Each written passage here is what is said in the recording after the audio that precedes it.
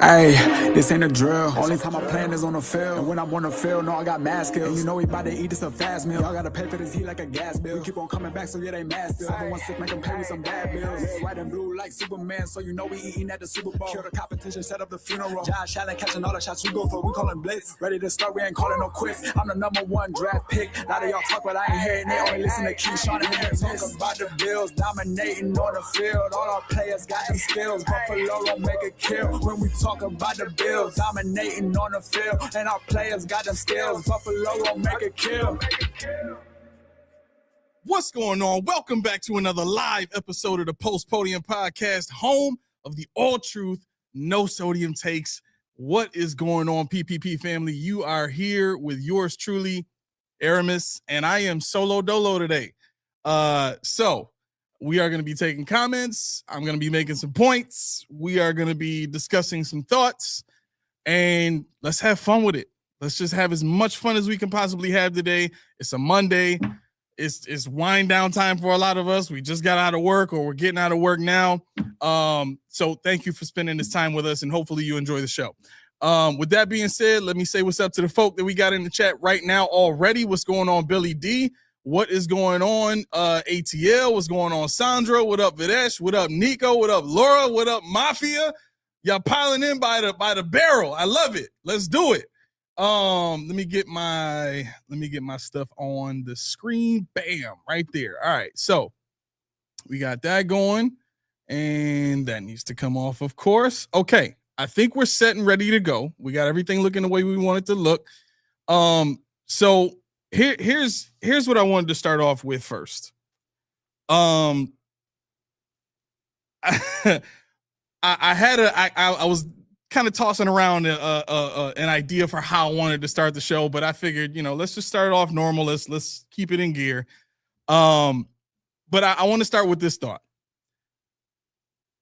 It's become very clear to me that there is one prevailing point in this discussion about Brandon Beane as it pertains to his performance. And I know some of you might be rolling your eyes and some of you might be leaning in, but this is the show, of course, for critical thinkers. So let's get into it, right? I think those of you who have been on the side of, let's just say on the side of Brandon Beane, you like most of what he's done. I think to a degree, I can prove that you've been lying to yourself. Okay. Now, that's going to sound really funny because everybody is of the mindset that all of this is opinion. But again, I try to base a lot of what I say off of logic, off of as much fact as possible, and just try to leave the evidence where it lies. I don't like to add, a specific slant to it, whatever. So let me just exercise this thought real quick. All right. And then you guys can let me know what you think in the chat.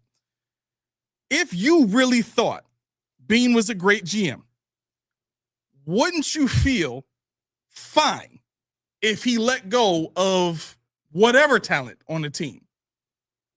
Okay, I'm gonna say that again.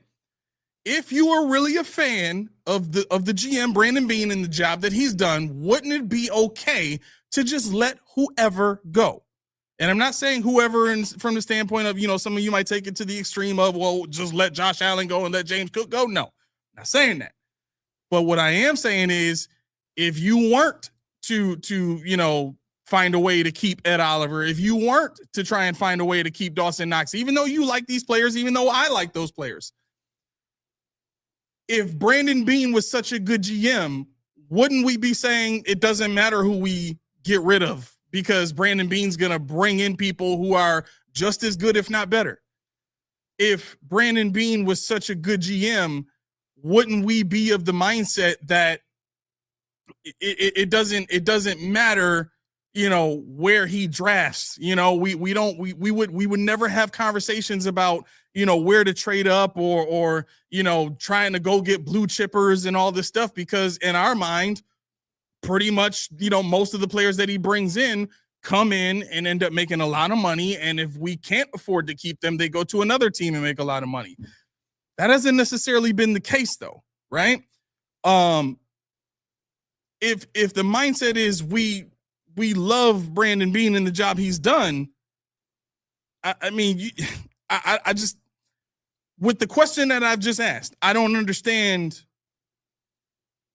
And when I say understand, I would need some form of evidence other than, the arc you think a player is on, or whatever the case is. But I think with a GM like Brandon Beane and the job that he's done, we've seen this consistency. I'll say we've seen a consistency of a lack of consistency. And when you look at pass rusher, when you look at wide receiver, when you look at, you see the non-usage of the 5th highest paid tight end in the league. I mean, you see the mistakes, at plenty of positions that we've looked at and said, I think widely people would regard Brandon Beane as a GM that drafts better in the later rounds. And we say that as a feather in his cap. Well, Brandon Beane does great in the later rounds. What is the inference of that? The inference is he doesn't really do as great in the first 3 rounds, right? That's not something that you would normally say about a great GM, right? Normally, the good GMs, at the very least, nail the first round picks. Then you get the above average GMs that can get pretty good players in the next 2, in the second and third round, right? Those are rounds you're supposed to get your starters from. If you get to rounds 4, 5, 6, and 7, and you find some diamonds in the rough here and there, and you do it with any kind of level of consistency, now you're kind of approaching that elite level, right? And Brandon Beane seems to have gotten the latter part right, but that first part where you're finding like the Max Crosbys in the draft, you're finding, the Jordan Davises, you're finding the Jalen Carter, and I get that all these guys are high. But we've seen the Eagles trade up. We've seen the Vikings trade up for players. We've seen the Ravens trade up for players. Like, it's not just teams that stay where they are. It's teams that identify a guy, go and get him, and when they put him on their team, you see why they gave up what they gave to go get that player. I don't think that there's a promise when it comes to Beane. Okay. Now that kind of rolls into a part of the conversation I wanted to have today when it comes to hope in sports. Okay. Because we often emphasize optimism. We often emphasize, hope and having faith and all these different things. And I've taken some time to kind of break down, what hope is and even to a smaller degree, what faith is. But I don't think that we really process where those thoughts come from when we use those words. It's almost like we don't pay attention to the etymology of what we say when we're bringing up things like hope and faith. I need to be clear when I say this. The good book I read is very descriptive when it comes to what faith is, what hope is. And then if you listen to the people that I've listened to, if you study under the people that I've studied under, you begin to learn that it goes deeper than that. And so my point in bringing that up is this. Hope and faith are tied to promises. Okay? I'll say that again. Hope and faith are tied to promises. Hope and faith are not something that we throw out there when we don't have an answer. Okay?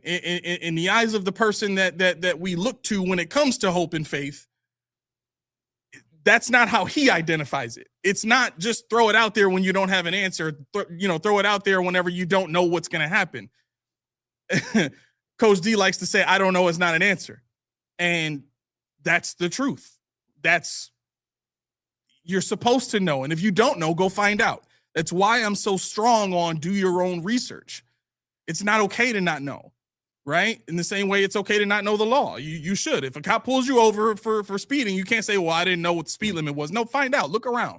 We put signs up. And if you don't know, then you should have some form of GPS that tells you what the speed limit is. That's available on there. Basically, the idea is there's no excuse. There's no excuse for ignorance.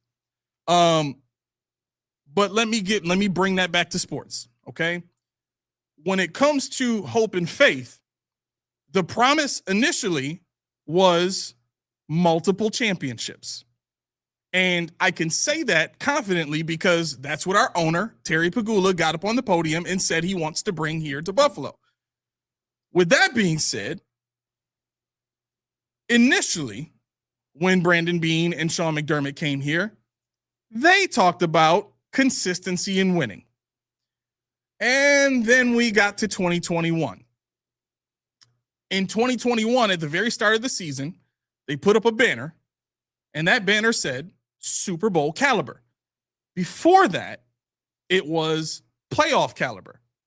Now, and I could be mixing up the years. It could be 2022, not 2021, but forgive me. But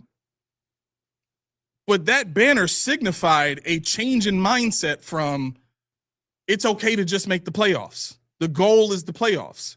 The goal then became championships.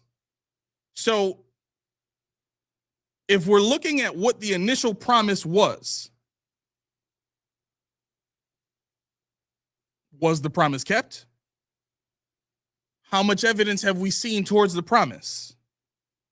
Has that evidence towards the promise been consistent? Okay? And I'll bring this relation into it because when we're talking about relationships, hope and faith are also based on relationships. If I'm in a relationship with somebody and they keep telling me they're going to do something, or they keep telling me that they desire something, or they keep telling me that they're working towards something, and the evidence I see in front of me says the exact opposite, or it may not say the opposite. Let me just ease up. It may not be the opposite, but it's not. It doesn't show a 100% commitment towards what they said they want. Okay, so I'll give you a prime example. For me, I want this podcast to blow up badly. Like that's just the honest to God truth. Do I have the time to commit to that? If I carve it out, yeah, but where is that pulling from? That's pulling from time with my children. It's pulling from time with my wife. It's pulling from time from a lot of different things, work, all that kind of stuff, right? Part of the reason Dan is not here is because commitment to trying to make things work at home, trying to, you know what I mean? So it's a very real existential thing. Now, if I was promising my wife that I want this to work, but I wasn't committed to getting here on time, if I wasn't committed to being consistent and doing a show every week, if I wasn't at the very base level being consistent to putting out a good product and making sure that I have information to give you guys and have an entertaining show to have with you guys, would I really be keeping my word saying I want to have a great channel, I want to have a great podcast, I want to have great content for you guys? I don't think very many people would agree that I'm about having a big time podcast, a big time channel. And those of you that have had private conversations, Laura, you know, like I think big. These are all like the key calls me a visionary, but that's where my brain is. And so a lot of what I steer my energy towards, it may seem, you know, big and massive and something that, you know, is a large undertaking, but I don't settle. I don't, just because it's big. How do you eat an elephant? One bite at a time. So I just do one step at a time. And those steps are going to be very clear and very evident along the way. But we are in a position again where we don't know what Brandon Beane is going to take in the first round. And when he has taken a receiver, it's Keon Coleman. You know what I mean? Like it's tough. It's just tough. It's just tough. It's just tough. Boogie Basham. It's tough. Cody Ford. It's tough. It's tough. And I know it's easy to kind of point out the bad picks, but hell, Terrell Bernard, it's tough. Christian Benford, it's tough. if you're one of those people that really watches the entire league, not just the Bills, if you watch the entire league and you pay attention to these players on these other teams, and you look at the style of player that are on these really good defenses, it's not like what we have here. It's not. And Sean McDermott is out the door, but what have we seen?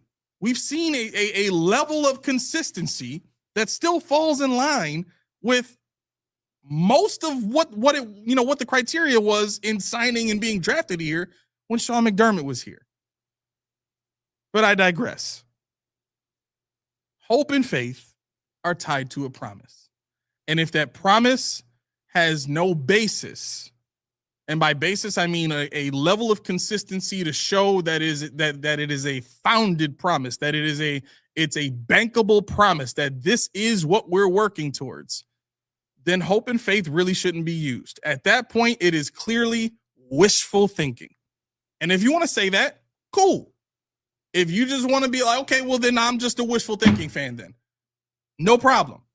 But if you're a wishful thinking fan and that's how you're going to identify, whether it be out of spite to me or whether it be just a moment of truth for you and realizing that that's just what you are and you're owning it, no problem.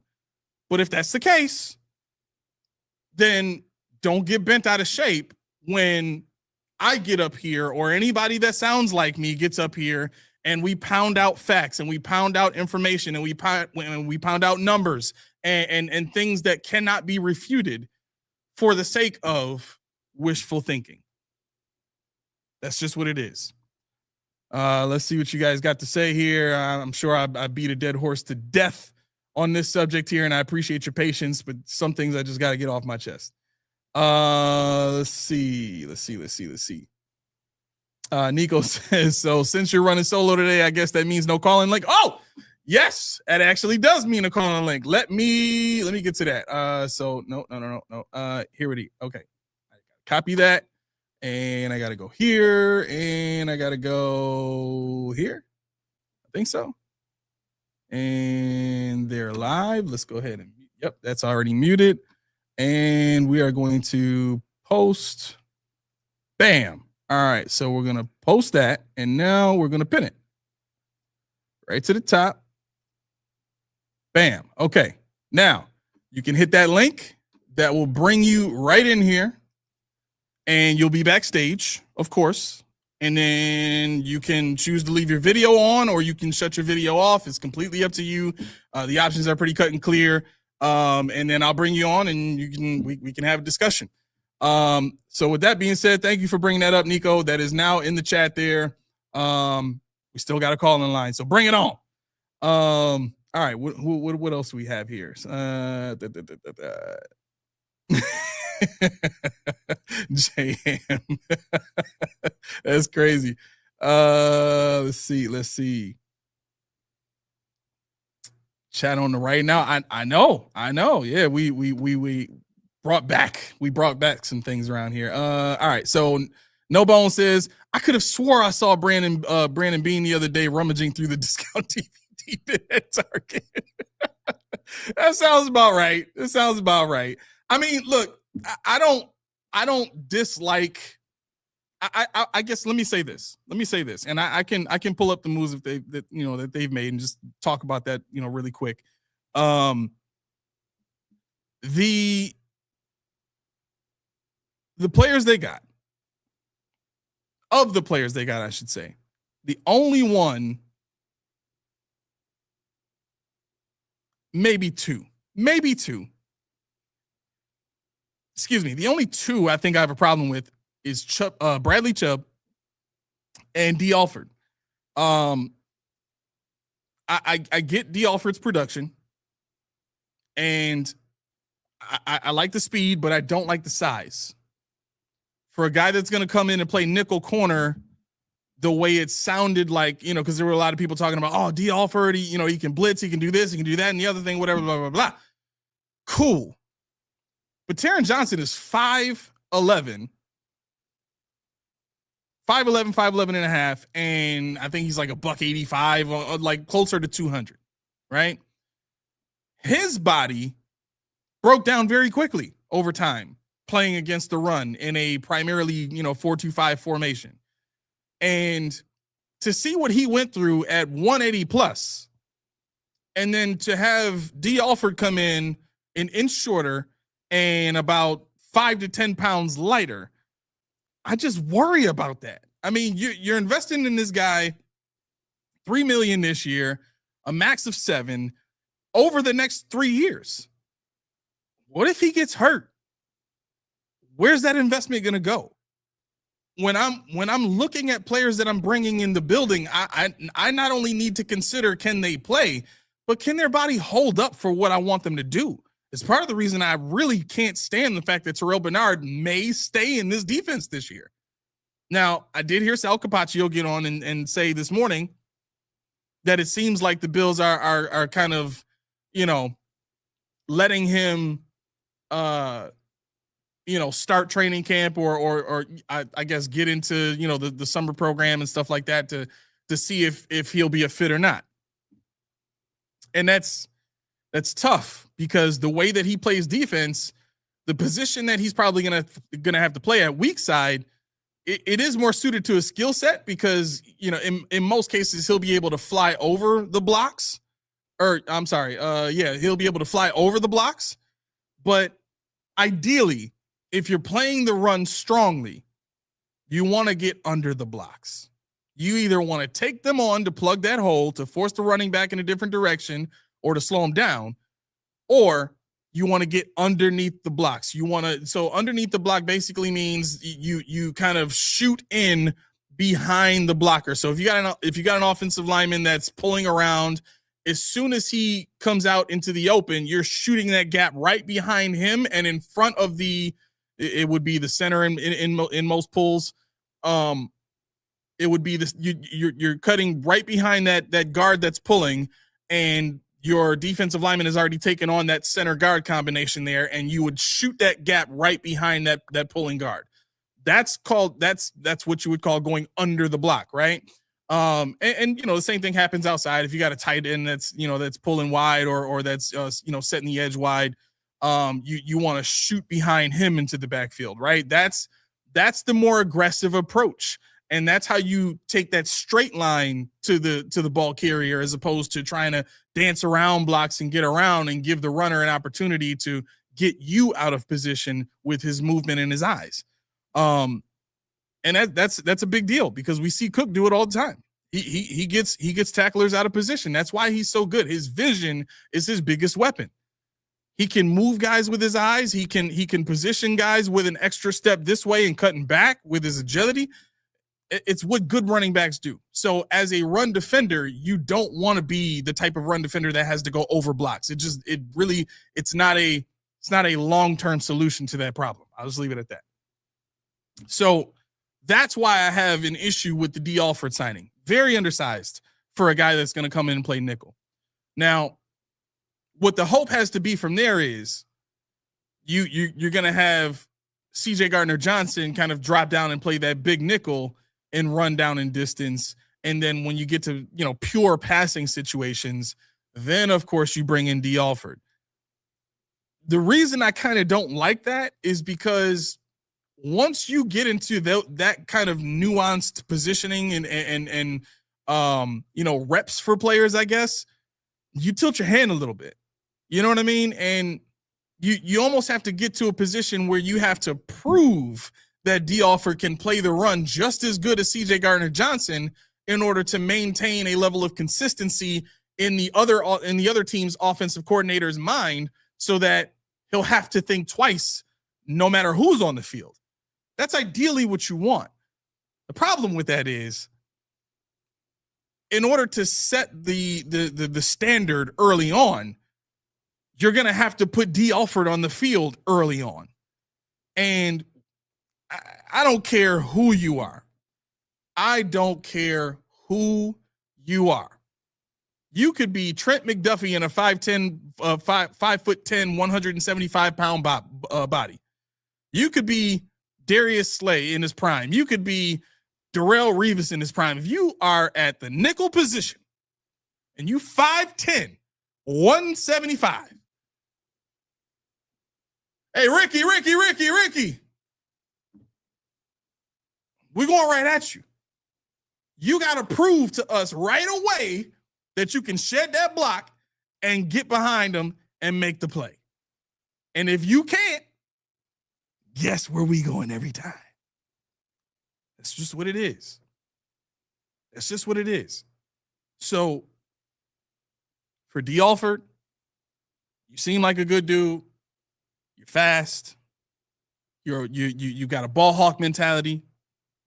Sometimes you give it up on deeper plays. We've seen the mental mistakes there. It happens. But for what we're paying you and for what's needed at the position, you could have just signed C.J. Gardner-Johnson and Geno Stone and left it at that. Let C.J. Gardner-Johnson play the safety. When you need a nickel, bring him down. Geno Stone, you play safety, you play deep. Because Geno Stone's not a good run defender at all. Doesn't take great angles on the run. Doesn't tackle well. He's a cover safety. That's why you get guys like C.J. Gardner-Johnson. That's why you draft guys like Bishop. Guys that are better in the box. But that's a much better fit and a much better repurposing of funds if you do it that way. You've been fed now the ideal scenario for D. Alford, which is, he can play outside and inside. He can run, he can blitz, and he can get interceptions. He's good in coverage. I challenge all of you to just start being very careful with the rhetoric and announcements that come out of Sal Capaccio's mouth and everybody else that covers the Bills when it comes to like actual beat reporters, the guys that are in the building asking questions during press conferences. I challenge you to pay attention closely to everything that they say and everything that the Bills put out publicly about a player they sign. It's all designed to get you excited about the player and never mind what you see on tape. Never mind what you see on the ratings. This whole show was founded upon do your own research. And if you do your own research and you understand how the NFL works, it's much more simple than a mint defense. It's much more simple than the 4I. It is, I'm going to find leverage. I'm going to apply leverage. And if you can't stop leverage, you are going to get destroyed all day long. That's why I get worried about these moves. Yeah, you can fit players in a bunch of different positions and you can, they'll be free to do this and that and the other thing. Well, we said that about Sean McDermott's defenses. Ed Oliver's, he'll be good in this defense. You put him next to DQ. Whenever DQ was playing, Ed Oliver looked good. Okay, fine, but what about when DQ's not in there? Did he look good? No. Why didn't he look good? Was it because he was playing bad? No. It's not because he was playing bad.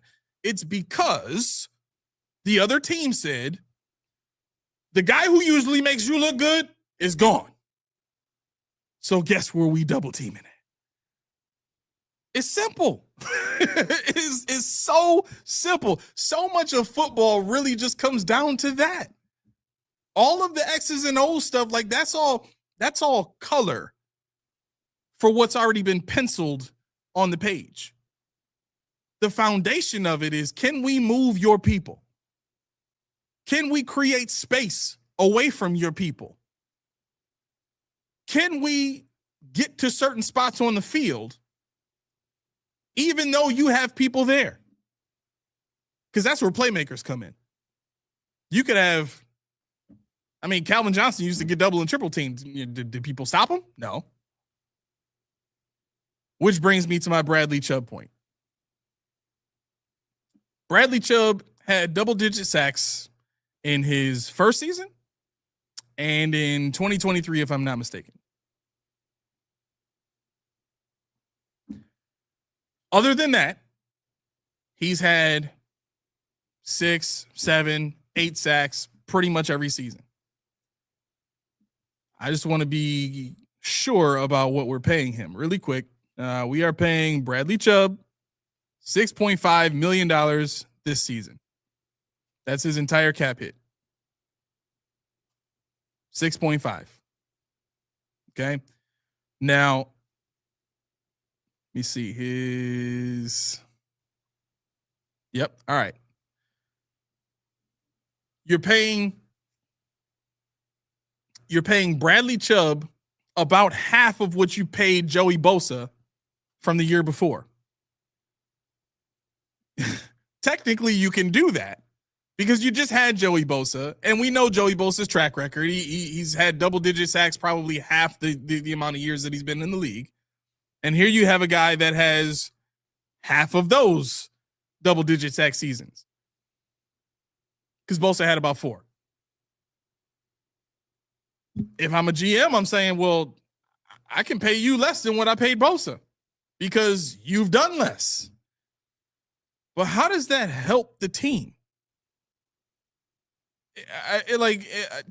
For those of you who know, for those of you who've done your research, Bradley Chubb is he's not an elite pass rusher. What he is Greg Rousseau in a smaller, stockier body, because I think he's like 6'4", right? And Rousseau's 6'6". But that's who we're looking at when we look at Bradley Chubb. We got a lot of comments in here. I want to get to some of these. Yeah, I want to get to that one. But that's, the Bradley Chubb deal is one where, is it a team friendly deal? It's probably the most team friendly deal of all of these. For what he was set to get on the market, because I'm pretty sure his. Let me just get to his market value really quick. Somebody cue up the Jeopardy music, please. And let's go with his market value. And here we go. All right, so Bradley Chubb's market value. Where's? Oh, do they not give it to you anymore?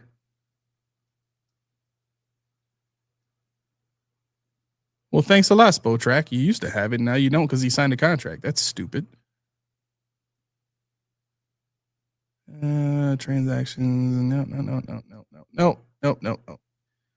All right. Well, Spotrack is working against me today. Let me see if I can find it in the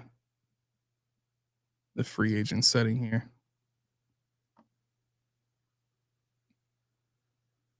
And that's just for the Bills. No, I want everybody.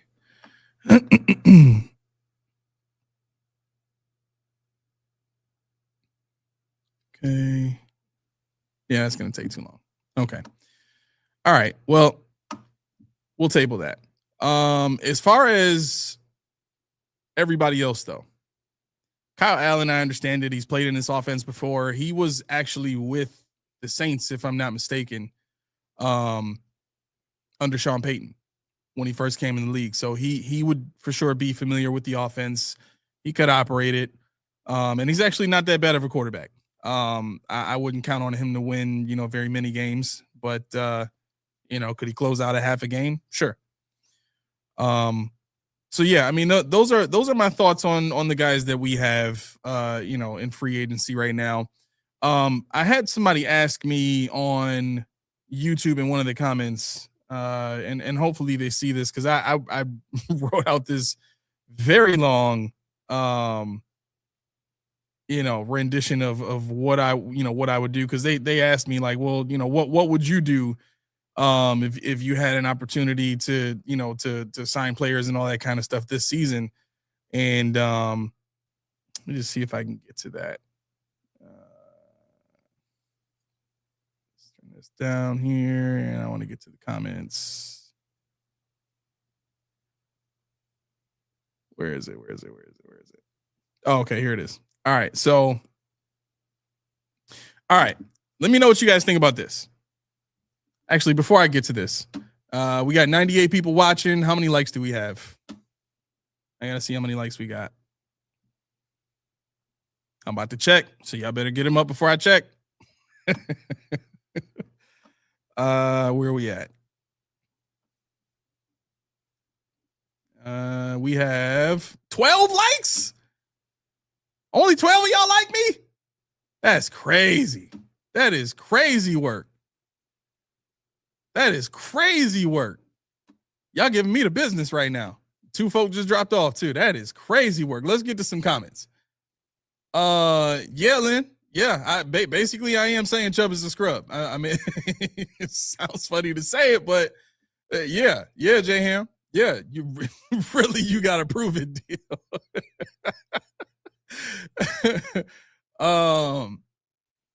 This is where I'm at. This is where I'm at, Sankey. You right on, bro. Scheme means nothing when you have true dogs, which we don't have. Need some difference makers, which is funny because we heard Beane again. What did he say? Like, what did he say this year? This year, after they fired Sean McDermott, what did he say in that press conference? He said, we got to get difference makers. He said, we got to get blue chippers again, folk. He said it to y'all. Did y'all hear it? Did y'all remember it? He said that. Let's go through the list again of the people that we got in free agency right now. Y'all tell me where the difference makers are. DJ Moore. Difference maker? Maybe. If he had a couple of more seasons like he had in his first year in Chicago, 1,300 yards, like consistently, for sure, difference maker. Because he did it with Justin Fields, a bad quarterback. I would have taken that and ran with it. He putting up 13, 12, 1,100 yards with Justin Fields consistently. Bro, no, bring him here. That's a difference maker. That's Justin Jefferson level right there. If you could do it with Justin Fields as your quarterback, I mean, what are we even talking about? Get the man in the building, let's roll. Instead, we got to deal with conversations about his chemistry with the quarterback. I thought about this when I heard that today because Sal Capaccio brought it up. I don't think it was Sal. It might have been Matt Perino.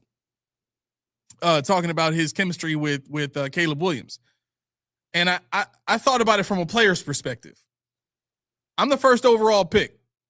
And I'm coming to your team because the idea is I'm going to save your franchise. I don't care how you want to think about it. That's the reality of it. If I'm drafting a quarterback first overall, bro, you come in here to save the franchise. We've been terrible for however long, and it's been too long, and we need you to come in and make us great again. We can't be great until you great, so you need to get in here, and we're going to give you everything you need to have in order for us to be great.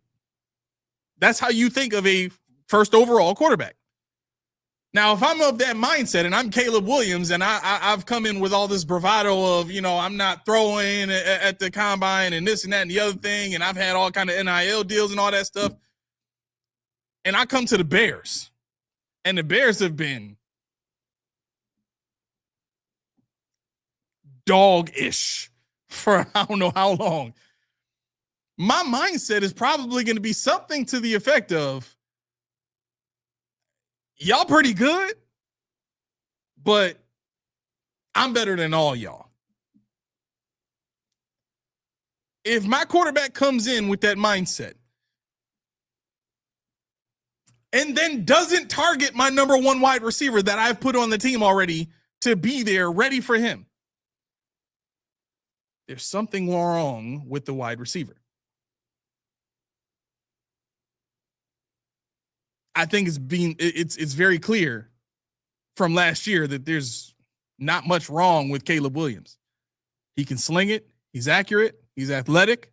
And with the right coaching and the right system and the right players around him, he can get you to the playoffs. You can get 12 wins. DJ Moore didn't do it very much last year at all. He was pissed off because he wasn't targeted. We're missing the cues, people. You're missing the cues. They're out there. They're out there in the open. You can choose to ignore them if you want and be that wishful thinking fan.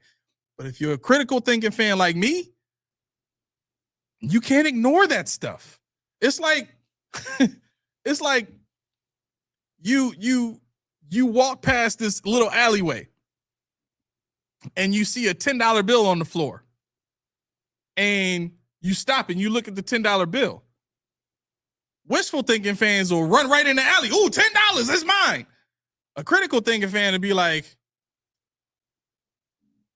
there a string attached to it? Somebody, it can't be just $10 laying around. Like, what's the catch? Like, we gonna think first before we just jump in the alley and snatch up $10. We gonna think first before we just jump at paying a second round pick. Like, I'm gonna be perfectly honest with all of y'all. If it was DJ Moore for a fourth, hell, even a third. If it was DJ Moore for one of those picks, fine. Because the caliber of player in this year's draft that you're going to get in rounds 3 and 4 are probably going to be further away from the talent level that you're going to have in the first and second round at certain positions of depth, right? Or I'm sorry, at certain positions that are not that deep. The positions that are deep this year, there's really only one position that's deep in this draft, or two, I guess you could say. Linebacker if you want it, pass rusher if you want it. But still, the drop off from rounds 2 to 3 or 2 to 4, that second round pick, you need that. You gave it up for a guy that got 700 something yards last season from a quarterback that didn't really want to throw to him. I mean, what does that say? The only way for people to move past that is if they say, what? Well, we have to hope he's better here. To that, I would say, where's the promise? The promise would have been consecutive 1,100, 1,200, 1,300 yard seasons. Does that exist? No. You had back-to-back. You had a 900 yard season and a almost 700 yard season after that, pretty much. You need the promise first. If I'm going to have faith or hope, I need the promise first. Moving right along. Samantha, I'm sorry, Samantha. I hope I'm saying that right. Can y'all believe I'm running my Madden with Rousseau at right end? He's like Bruce Smith next to Chubb. Then I can see him playing DT like he did in college over the center. Yeah, I'm not gonna lie. I played with Rousseau in Madden, and for some reason, he eats. He absolutely eats. Weirdly though, like him and Ed Oliver, like they're really good in Madden. I don't understand how they got to be that good in Madden with, how they play in real life. I just don't know how you give them, the same size and all that kind of stuff in the game, but then somehow their ratings make them perform better in the game than they do in actual real life. It's weird, but I have to step back from that point because I really can't say much because Kobe Listenby was my dog on Madden, and I just used to throw deep to him all the time. Keys put me on to him, so that's what it is.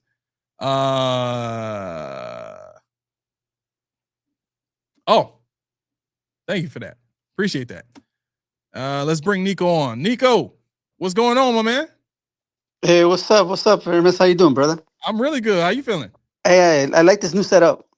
Yeah, The StreamYard. That's nice. That's what I was hoping you guys would evolve to that because you guys promised to get. You see what I did there? You see what I did there? Yeah. Go ahead, You promised. You promised us you get better. I don't want to get. Hey, Hermes, I don't want excuses. I want results. You should. Why? Because you come here looking for exactly what I promised you. That's what I'm talking about. Let's go. There you go. So here's the thing. I hear what you're saying about the signings we got. Are we putting? I know you're putting some of that on Beane's plate. How much is it more Leonard asking what we have as far as cap wise and what we're able to do in competing with the other teams who want the top tier players that we need and we want but can't get because we don't got the capital? we don't got we don't got the money, or and then we're just getting outbid in every situation where we have to come get those Chubbs, come get those DJ Moores and stuff like that, and Harfer or whatever his name is, and stuff like that. So there's a lot of variables in my eyes, and this is just what I'm seeing and from what I'm hearing. It's a lot of variables that go into why we got those players at that price and at those positions before any other positions. You get what I'm saying? Yeah.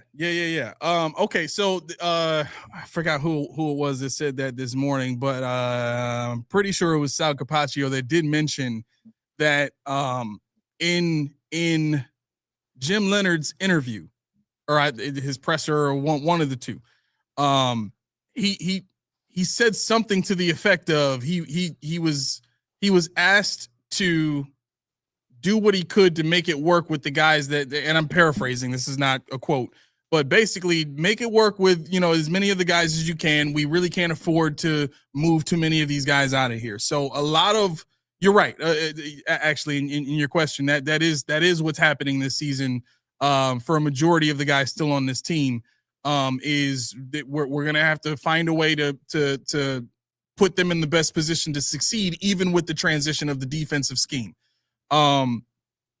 That's all within a 2-year plan, basically, because obviously, as we pointed out before, on Friday the cap goes for us up significantly next year. Right now we're currently $3 million in the hole, but with restructures and all that kind of stuff and contracts coming off the books, we're probably looking at least $20 million before we do any additional restructures. And this is with the salary cap going up. So all that is to say, yes, this year is make it work with who you can, and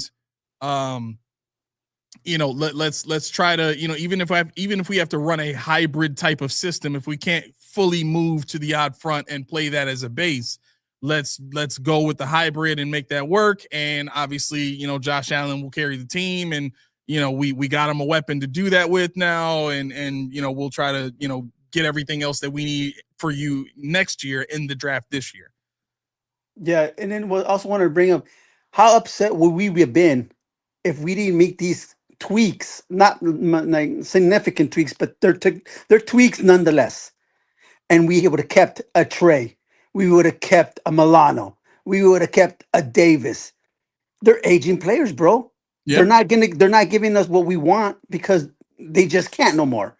Now we would have been upset because even though they wasn't our motto under Beane is they know the system, we can bring them back. Let's bring them back. Let's familiarity. And it's something that you were upset about because we can't just give them positions or bringing them back because they're familiar with the scheme or they're familiar with the culture, and they're actually stepping away from all that because there's so many players. Epinescence, another one. They just let them walk and let them go and bring in fresh bodies, like CJ and stuff like that. So I mean, like I said, they're not difference makers like needle movers, like you would say, Mhm. but it is an upgrade. Maybe not the largest upgrade that we want, but I think, in my opinion, I think it's an upgrade from what we had last year. Yeah. Well, here's what I worry about. When it comes to the cap space that we had for next year in 2027, before we signed the players that we signed, and I think this was with a few of the restructures that had already happened. This was before Ed Oliver, though. I'm sorry, actually, no. This is with the restructure of Ed Oliver. We had about $20 million in cap space next year.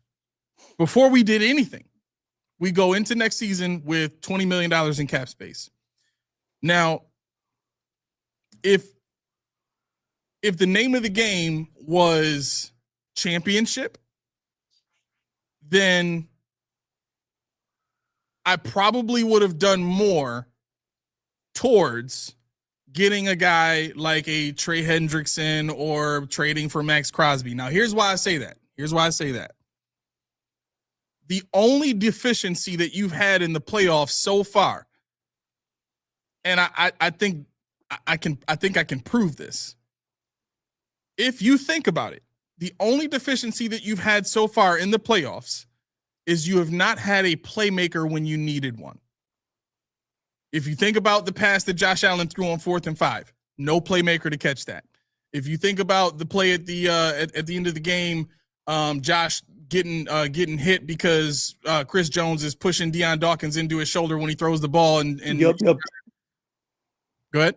No, yeah. I remember that one. Yeah. So if there's a playmaker available, he's shaking his coverage faster, getting to the ball faster. That's a touchdown.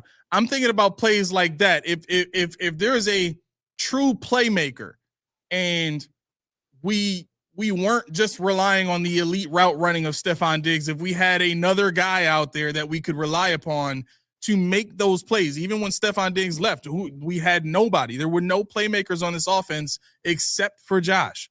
We just found James Cook the last couple of seasons. That really hasn't been there for us in the playoffs because teams load up on him and force Josh into a position to have to use the lesser talented guys. So my point is, if we accept that and we understand that the reality being a lack of playmakers as opposed to just a general lack of talent, I think we have talent on the team, but the deficiency has been a playmaker, which is why they said blue chipper, playmaker, everything that has to do with a difference maker. So if that's the case, then DJ Moore, by the standard of all of the other difference makers in the NFL, is subpar. The safeties, by the standard of difference maker, subpar. I mean, maybe you could say CJ Gardner-Johnson here and there, his play in Philly and all that kind of stuff, still subpar by the standard of some of the other safeties in the NFL. What I'm looking for is for the moves to match up with the words, right? So if you're telling me that you're going to go get a blue chip or a playmaker, a difference maker, but you give me DJ Moore, that doesn't line up. If you tell me that these safeties are going to come in and be blue chipper difference makers, but they don't, and they really haven't been that, to the same degree as, your more popular safeties, like Budda Baker. Like CJ Gardner-Johnson is not Budda Baker. Like CJ Gardner-Johnson is name another. He's not Kevin Byard. He's not, some of these other he's not Minka Fitzpatrick. You know what I'm saying? So that, I guess that's kind of what I'm looking for. Now here's where the argument kind of gets, watered down, because people are going to say, well, we don't have the money to spend for those guys. Okay. You really only needed one last year, right? You needed somebody to throw to on third down the field that can get up and get that ball with a defender draped on his back. You needed one. The year before that, 4th and 5, you needed one. You needed one guy the entire time. You needed a dominant number one wide receiver. You just needed one to be able to get that coverage one-on-one deep down the field and catch the ball or come up for that pass on 4th and 5. You just needed one. Realistically, you didn't even need a pass rusher either of those games, if you think about it, because at the end of those games, we had the ball with a chance to go ahead and score. And, whether people think that there was enough time for the other team to score or not, it doesn't matter. If we go ahead, that gives us the advantage. I would rather have that score at the end of the game to go ahead and then play defense. And then obviously if the defense can't stop them, then we have a conversation about defense. But the last 3 years, it's been, we can't score when we have to. I get you. Would you blame Beane for not getting Jacoby or Waddle? Would you put that on Beane, or would you put on other people just gave them what they wanted and the Dolphins was playing hardball with Beane? So here's why I would blame Beane for the Waddle pick. I think it's very clear now that Beane knew what he was doing by not giving Sean McDermott Jalen Waddle. You're setting him up for failure. Yeah. I got you. Yeah, I mean, according to Richie Incognito, Terry Pegula knew before the season started that this was probably going to be Sean McDermott's last season if he didn't make a Super Bowl. So if that's the case, and of course Brandon Beane's going to know that, because by this time in their tenure, Brandon Beane has a much closer relationship with Terry Pegula. I'm certain Brandon Beane is staring this opportunity in the face and saying, I can't let this fall through my fingers. And if I go and get a guy that can actually separate, and a guy with speed that can get down the field, that can be a game changer for Josh Allen, he just might make it with the way he's coaching this team. Last year, let's be clear about this. And for all of you that think I hate Sean McDermott, last year was the best coaching job he's ever done. Hands down.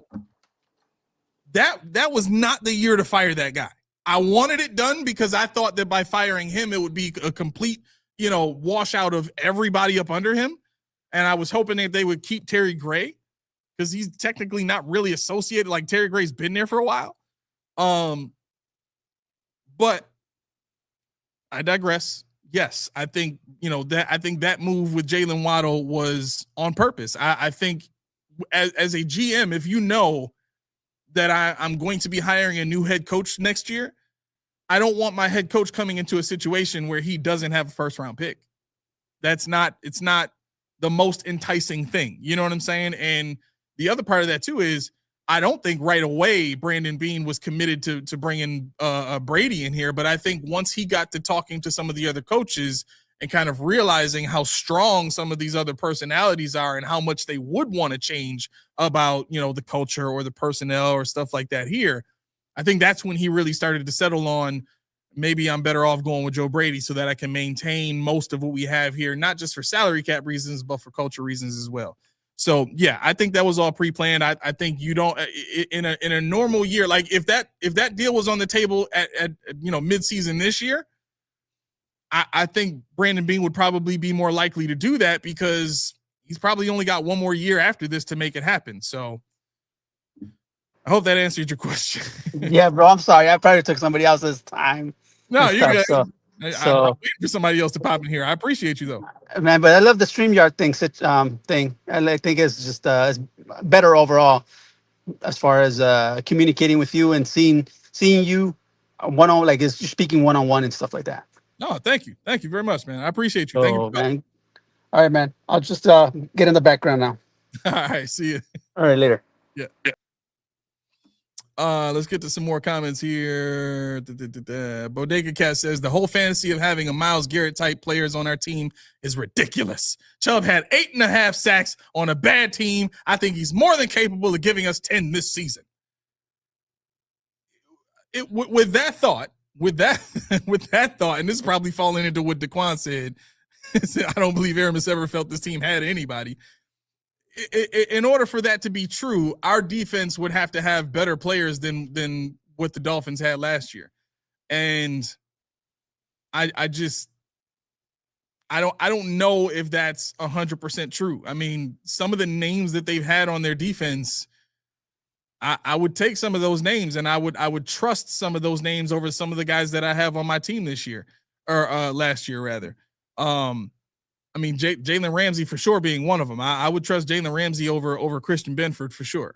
Just off the strength of the type of player he is, the mentality that he has, how aggressive he is. I would take that, right? I think that's a guy that not only could play corner here, but a guy that could transition to safety. I think he's got the mentality for it, and with how well he played at corner and how well he's played in space in general, I absolutely think he could do it. So there's flexibility there, but yeah, I mean, I get what you're saying, Bodega Cat. 8.5 sacks on a bad team. It's if it was when he was in Denver, he had double-digit sacks every season in Denver, but then he came to the Dolphins and he averaged 8.5 sacks the entire time. Then I'd be like, okay, maybe that's the case. But double-digit sacks his first season. After that, if I'm not mistaken, Von Miller got hurt the following the same season. No, I would have been the following season because Von Miller got hurt and then Bradley Chubb got hurt and then Bradley Chubb was there for what, 2 more seasons? How long was he in? Let me look this up real quick. Having a whole powwow about Bradley Chubb right now. Don't even deserve it. Let me see.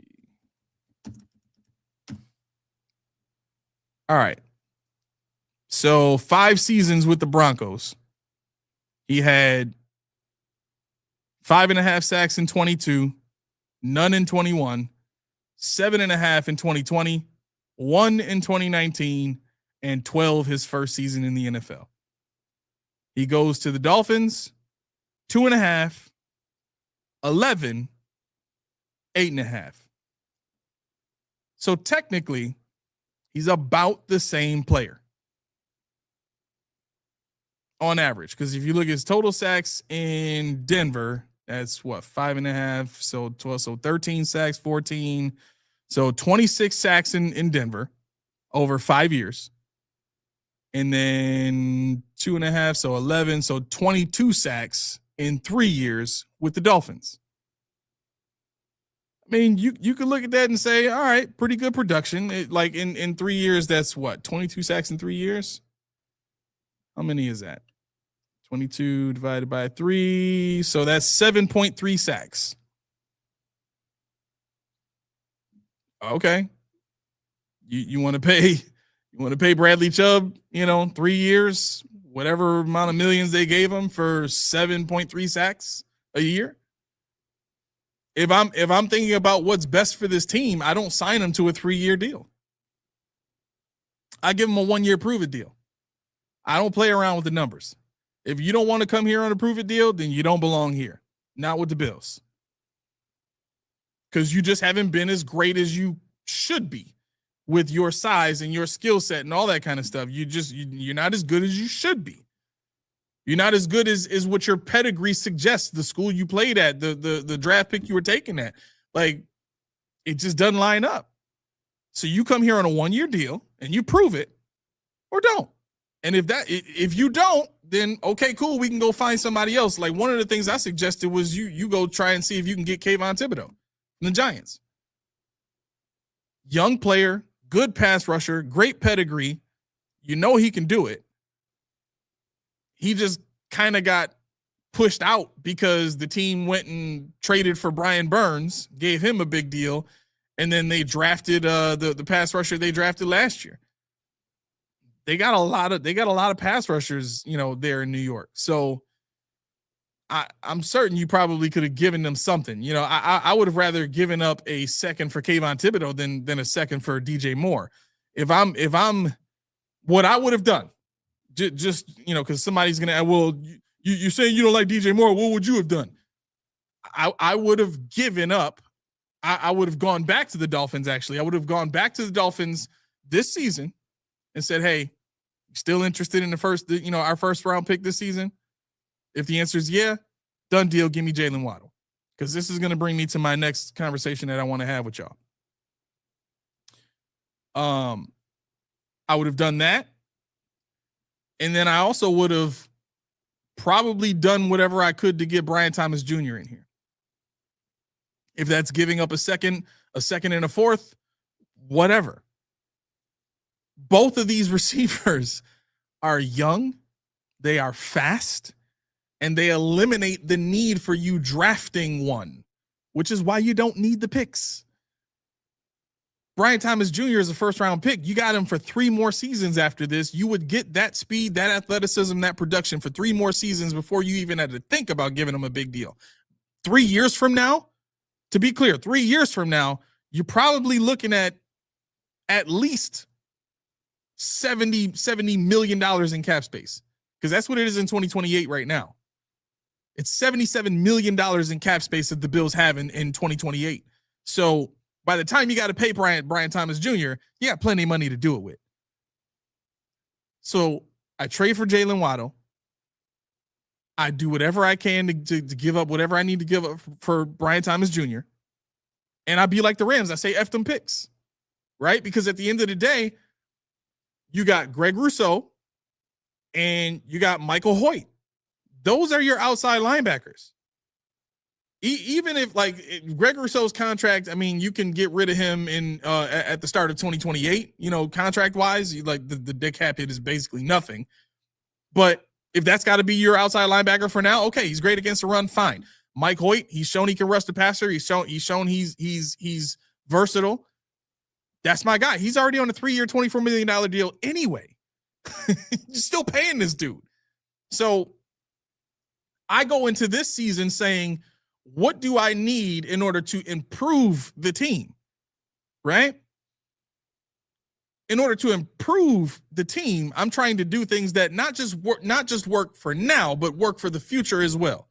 And I think getting Waddle and BTJ on the same field as Josh Allen to create space for Shakir and Kincaid underneath, and even Knox now that you kept him, I think that those are elite moves.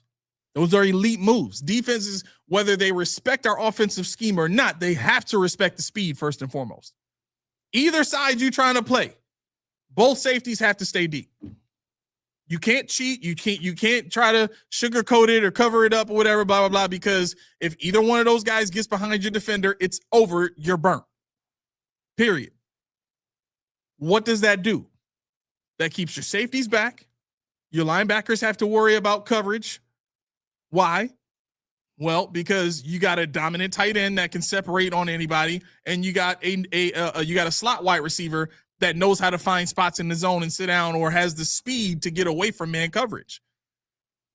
Now you're in a position where the coverage unit of every defense has to respect the pass potential, not the actual pass game. They have to see that's where you get to elite status in your talent.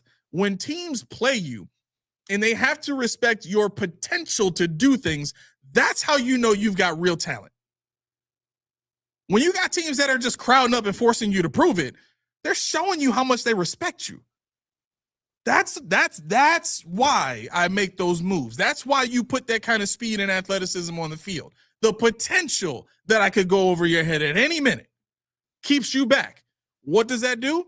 That opens up things for James Cook. Now, all of a sudden, my offensive line doesn't need to be great because it's going to be 5-on-4 every single time, and I love it. Every single time. James Cook can go crazy 5-on-4 all day long. Can he not? I'll wait. Of course he can. So the moves I make, you trade for Jalen Waddle. You know it was going to be a first-round pick this year. You go get BTJ. You can probably get him for a second and a fourth. So what? F them picks. The guys you're going to select with those picks aren't going to be better than BTJ anyway, even if you combine them into one player. Being facetious here. All right. So I make those moves. I don't really have to worry about pass rusher that much because the very nature of an odd front is you don't know where the pass rush is coming from. So that creates a level of versatility where you don't necessarily need Myles Garrett or TJ Watt in order to make that work. A guy like Greg Rousseau could be good in a defense like that. And here I am using that wishful thinking terminology. He could be. But if my goal is to fix the issues from last season and put us in a position to get to a Super Bowl this season, then I don't go back and try to reestablish what I've already tried to establish on defense. I focus on what didn't work the season before. What didn't work the season before was the catch or interception, however you see it. That's what didn't work. If we make that catch, if we have a player that makes that play, we win the game. We win the game. We kick a field goal, we win the game. That's why I do what I do. That's why I go get Jalen Waddle and BTJ. And that's just the start. Before I do all that, I have to acknowledge SVPG has been on this team. He played at Georgia. Starting center for Georgia. The pedigree is there. You got him in a later round. Why? Because he's undersized. But can he ball? The answer is yes, if you give him a shot. Tylen Grable's on this team. He can play guard. You have him switching between tackle and guard anyway. What are you keeping him around for if you're not going to play him? Right? I heard Sal Capaccio talking about the Chase Lunt. Well, he's still on the team and he's developing. Why would I even think about a Chase Lunt if SVPG can't even get a shot?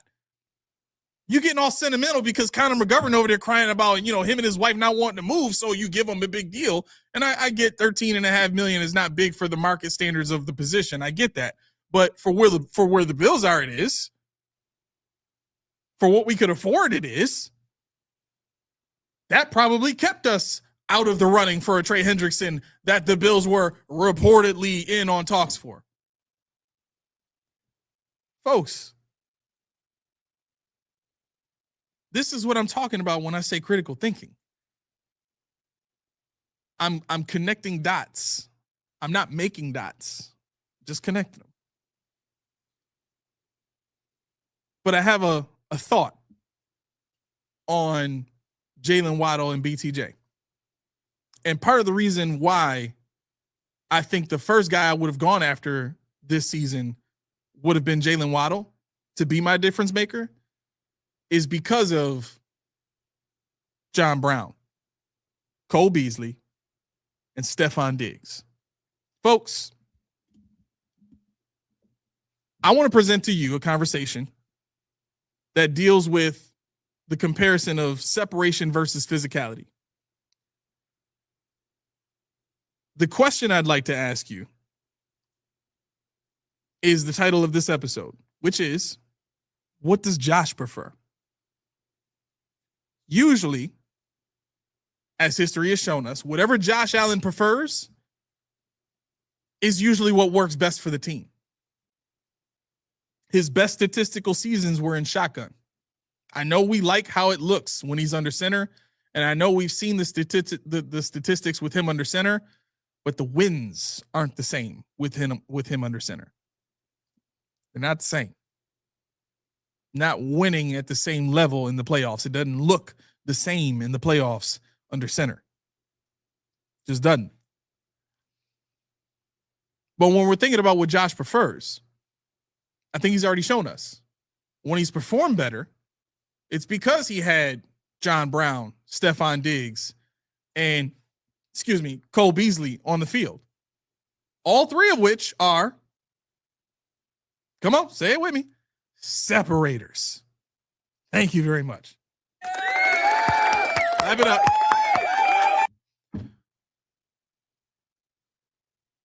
Where in the world have we ever seen DJ Moore be a separator? It's very clear. The guys that talk about him, they talk about him and they're very conscious when they say this.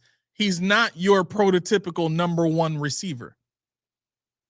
He's not going to beat man coverage every time. But if you want a guy that is healthy and consistent and catches, consistency in catching the ball every time, that's your guy. Well, what does that speak to? That speaks to his physicality, right? I think he's a 6'2" receiver. How tall is DJ Moore? Let's look at his size. How big is DJ Moore? Feels weird texting or Googling DJ Moore's size. DJ Moore's 6 feet tall. He is 6 feet tall, 213 pounds. We'll give him the heavier of the two. 6 foot, 213, ran a 4.42. So he's got good speed, right? That doesn't necessarily mean that the guy can separate. Now, you do want a receiver with size because of this particular scheme's functionality. And here's what I mean by that. The way that they want to pass the ball to the number one receiver looks a lot like what they were trying to do with Keon Coleman. Unfortunately, if Brady is going to do a lot of what I think he's going to do, what he's alluded to doing, especially when you consider the fact that he brought in Pete Carmichael to help him, establish the offense. It's going to be that New Orleans Saints, kind of it's I think it's Air Coryell, if I'm not mistaken, but it's your slants, your back shoulder throws, all that kind of stuff. It's stuff that relates, really well to a bigger physical wide receiver. Now, for those of you saying, well, then why are you criticizing the move? I'm criticizing the move because we got a ton of chats. I'm so sorry I'm not paying attention to y'all. I got a lot of stuff to get out here. The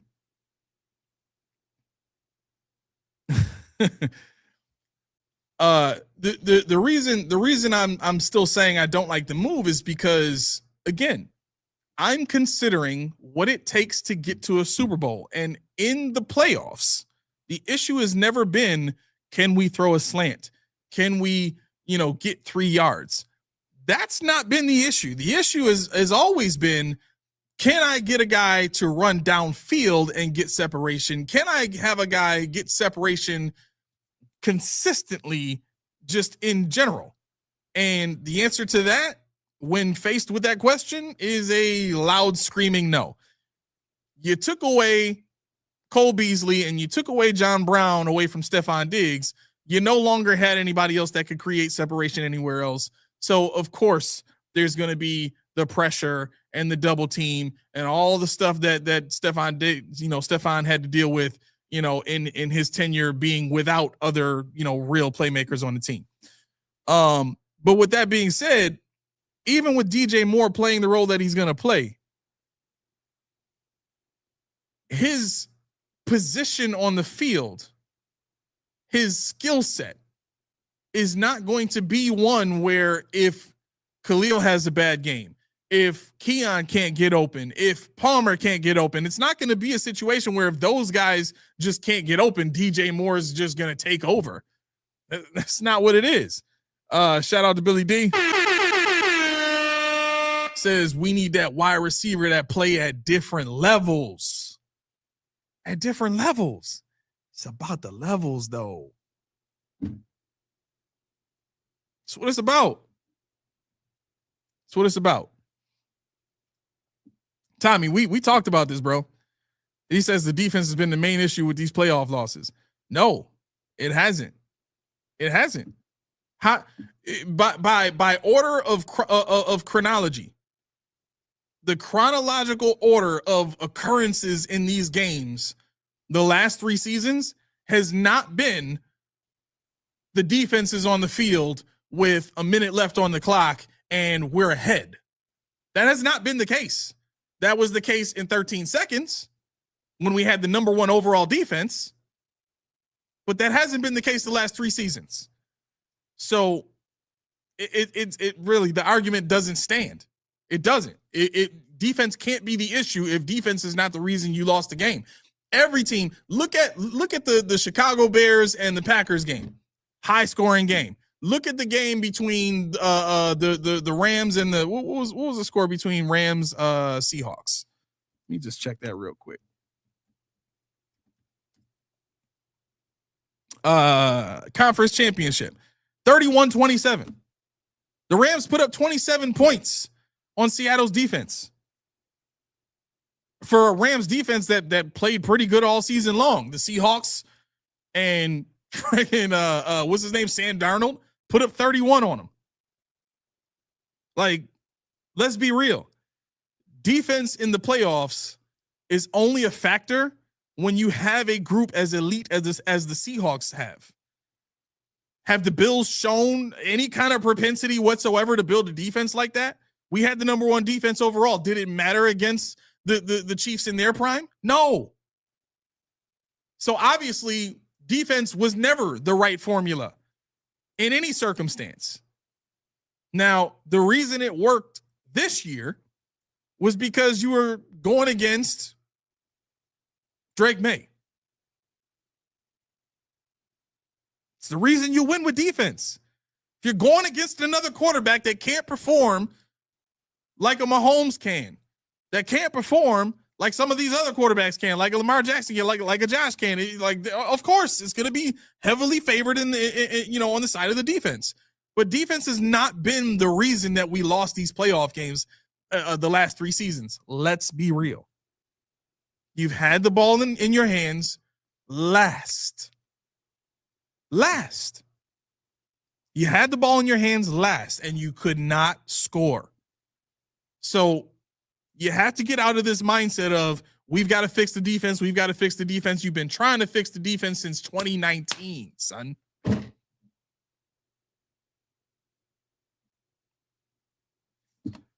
Tommy says, if we had an Andy Reid offensive-minded head coach, okay. There's guys out there. Who was screaming Ben Johnson the entire time? Who? Oh, me? Is it me? I think it was this guy that was saying Ben Johnson is the next up and coming guy. We should probably get rid of Sean McDermott early so that we can be in position to get this guy, because he's legit. What did he do with the Bears overnight? Same quarterback that Matt Eberflus could not do anything with. He came in, 12 wins, playoff appearance. Here we are hoping that Joe Brady can do the same. He's going to get a lot of help. He's got Josh Allen. But when we get to the playoffs, there's no track record. There's no track record. Ben Johnson was in the playoffs, going toe-to-toe with a lot of these teams, scoring points like crazy in the playoffs against some good NFC defenses. Do your research. You look it up. There's guys out there like that. Bobby Slowick, look at what he did with C.J. Stroud. I was calling for him. How has C.J. Stroud's game been since they fired Bobby Slowick? Not great. The numbers show it. It's clear on tape. The offense shows it. They can't run the ball. They can barely pass the ball. They still had a lot of the same receivers. They even got a little bit better. They put Stephon Diggs on the field before he got hurt. Didn't change anything.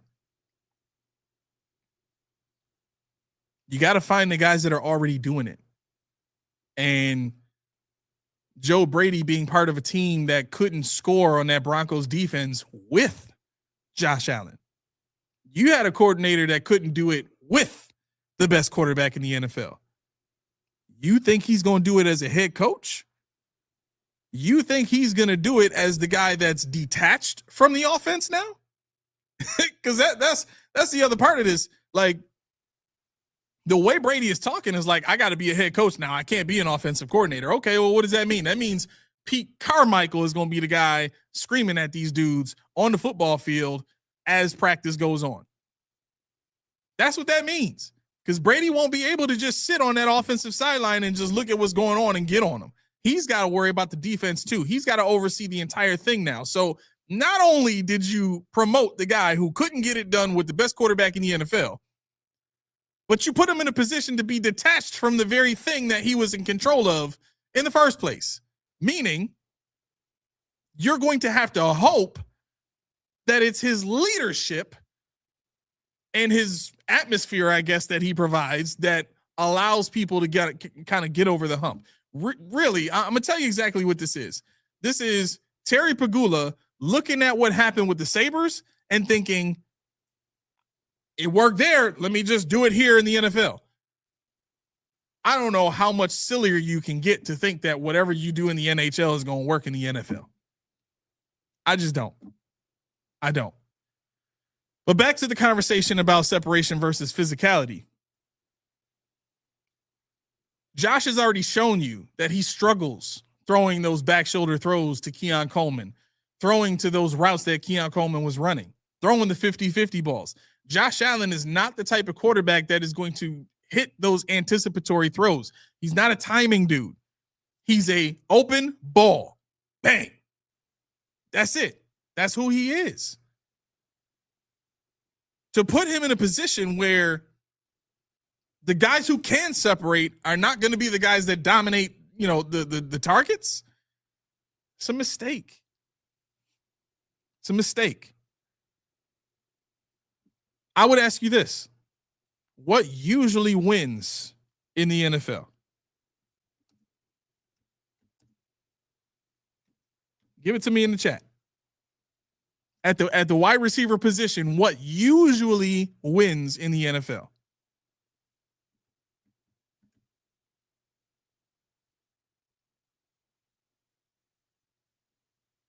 I'll wait.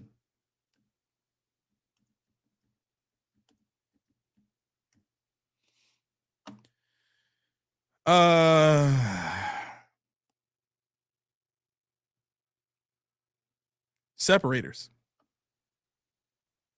I hope you all said separators. Think I'm being paid by the defense. Steve says, Aramis, what you are not considering is the uplift to player and coachability that fan hope and ignorance to past data and evidence, not to mention the effects of positive thinking. Okay. I hope they're hearing it as much as I'm reading it. The last two recent Triple Crown winners in the NFL. Cooper Kupp in 2021, 145 receptions, 1,947 yards, 16 touchdowns. Is he a physical receiver? No. Jamar Chase in 2024, 127 receptions, 1,708 yards, 17 touchdowns. Is he a physical receiver? Maybe after the catch. Jerry Rice, 1990, 100 receptions, 1,502 yards, 13 touchdowns. Sterling Sharp, 108 receptions, 1,461 yards, 13 touchdowns. Steve Smith Sr., physical receiver. Burner. He's beating you with speed. He's 5'9". 5'9". He played in a physical era. I mean, you got to be able to take the physicality and still get separation, but his speed. He can get away from dudes. What was he on, man? I think he was like a 97 or something like that. 97 speed, 99 acceleration. Separators. The last 5 NFL Triple Crown winners have all been separators, not physical guys. Not the Keon Colemans of the world. There's no Alshon Jeffries in this Triple Crown winner list. There's not. Who was the best receiver in football last season? Let me just go to recent revisionist history. Who was the best receiver in football last year? Jackson, Smith, and Jigba. Physical receiver?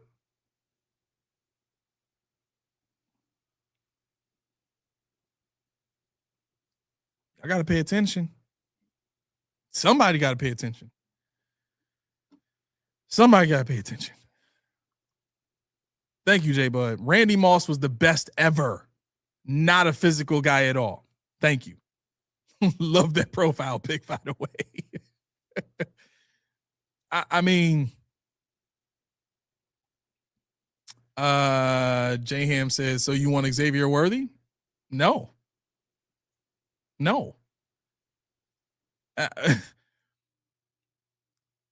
You've seen that he cannot create for himself. You've also seen, I'll get you in 1 second, Nico. You've also seen that Jalen Waddle can.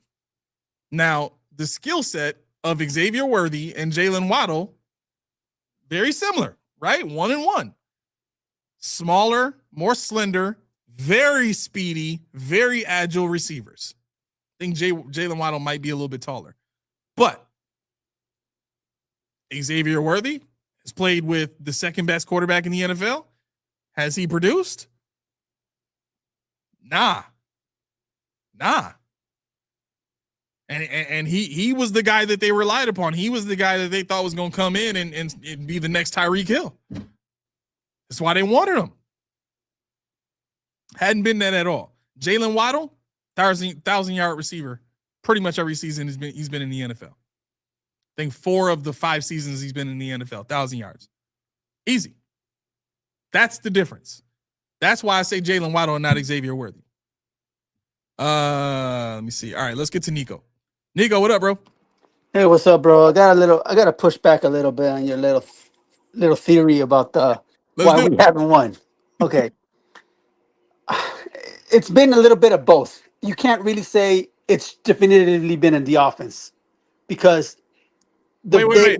Are you talking about the last 3 seasons? Or are you talking about overall? Overall, since we've gotten Josh Allen, because let's be honest, that's the only you can only go back to that because the only time we have a chance to get to the Super Bowl because when he's on the field. Okay. Correct. So I'm not gonna go lost man and all that. No, we going recently, okay? Well, that's the last 3 seasons, bro. Okay. Anyways, now you messed up my brain, my thought here. God, my bad. Go ahead. I was about to cook you. I'm listening. Okay. Bengals game. What was our problem? We couldn't get to Joe Burrow because he had the most worst offensive line, correct? That year. Okay. We couldn't get to him for no matter what we tried. Okay. He was able to get to his guys. And if he's able to get to his guys and have plenty of time to do it, he's going to cook us. Plain and simple. There's no way around that. 13 seconds game. We had the receivers. We had the thing. We just couldn't make that one stop. And that's when things changed and they started go defensive heavily in the draft. And that's when they got Von Miller and whatnot. Yes, but then I come to your point where we had the ball in our hands. Kincaid dropped it. We had the ball in his hands. Diggs dropped it. That goes to your point. Had we had another receiver to take that heat off Diggs and make it a little bit now you're forcing the defense to pick your poison. Who you want to double or do you want to straight play us, man? We got 2 receivers. So what you gonna do? But we didn't have that. So in some aspect, you do have a point about what we're lacking, we've been lacking. But at the same time, it's been both ways. To be honest with you, hopefully you see what I'm talking about as far as the defense wise, because I think that's what really hurt us. Because also in that Denver game, if we recall, it was a big play. We had the lead. It was 4th and 13. What did Bo Nix do? He rolled out to his right and made that pass to that open receiver because we didn't have nobody to get to him, bro.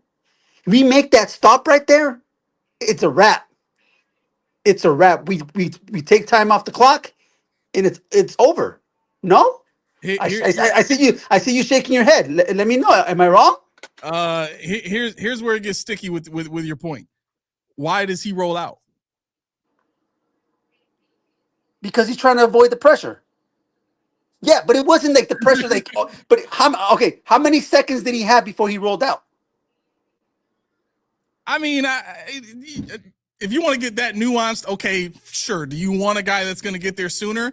Yeah. Okay, cool. But you had a guy like that because if you go back to the 13 seconds game where you took it, Jerry Hughes was what?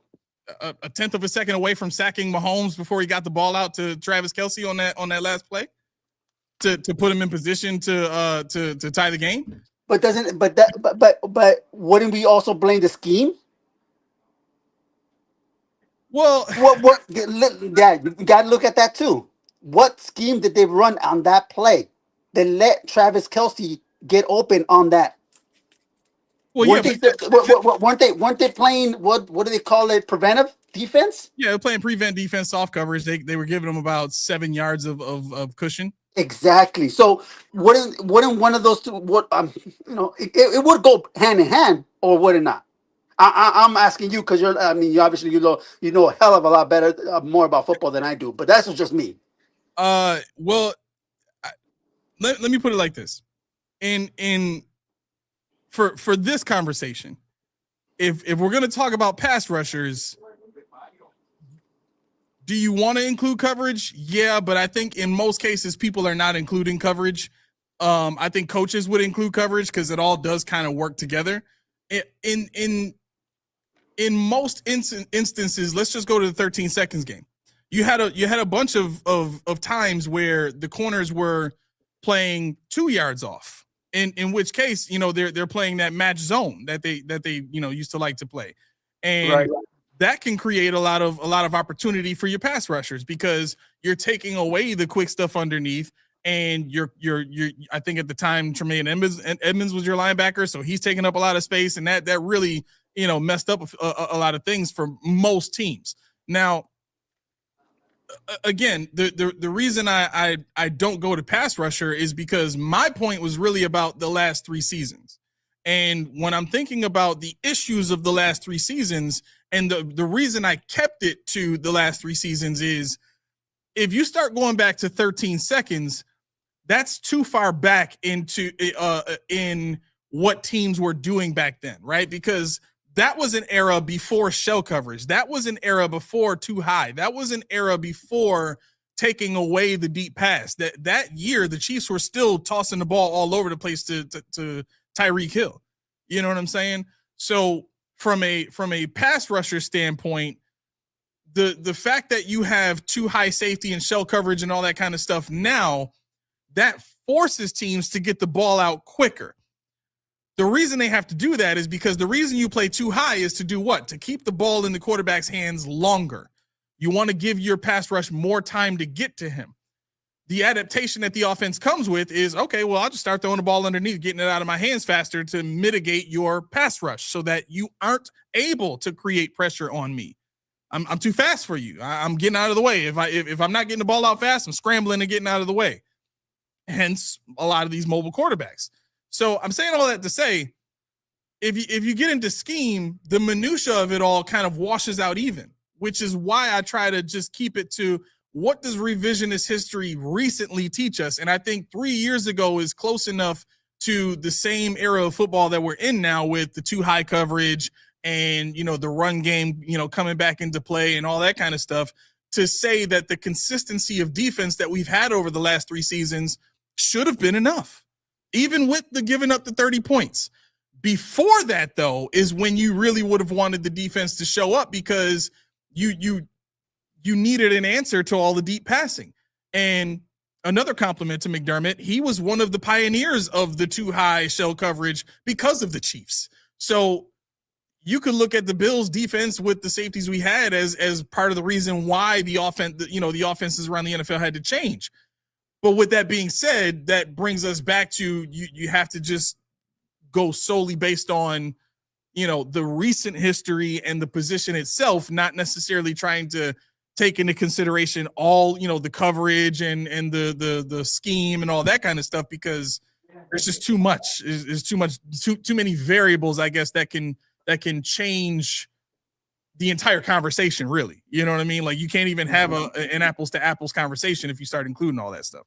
So even though the last 2 Super Bowl winners was all defense and were able to get to the quarterback rushing 4, are you still prioritizing going heavy on offense this year?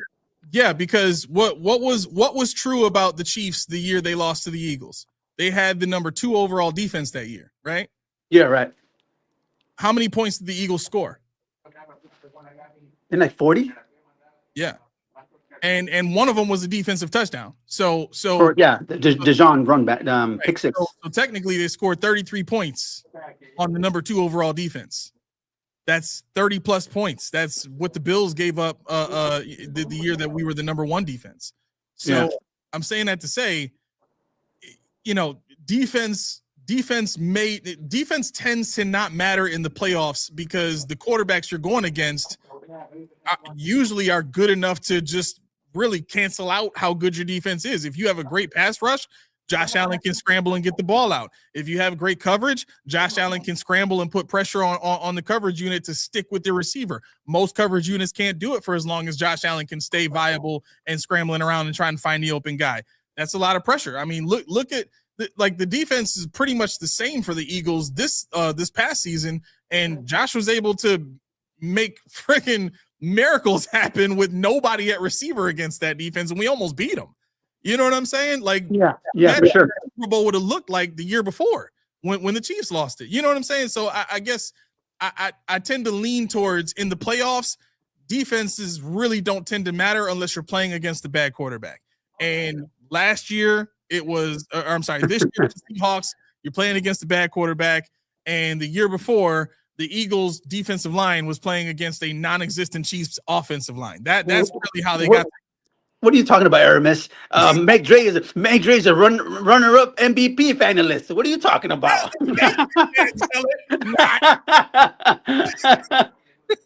Oh my God. Yeah, but yeah, I'm glad I was able to try to make my point to you. I know what you were saying. I felt like I felt different, but I felt like it could have gone both ways.